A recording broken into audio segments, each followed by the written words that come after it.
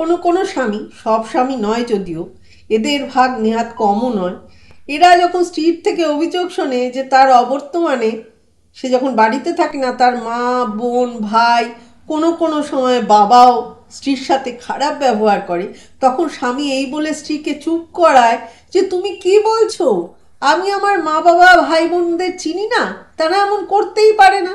স্ত্রী বারংবার বলতে থাকে সে এর কোনো প্রতিবিধানই করে না। কেন?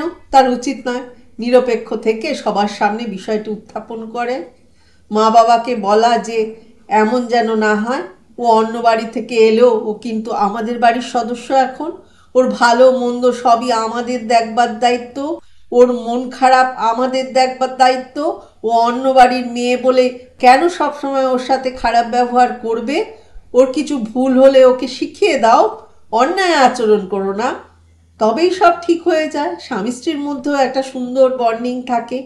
হ্যাঁ, তখন যদি মা বাবা কিছু বলে সেটাও শুনবে।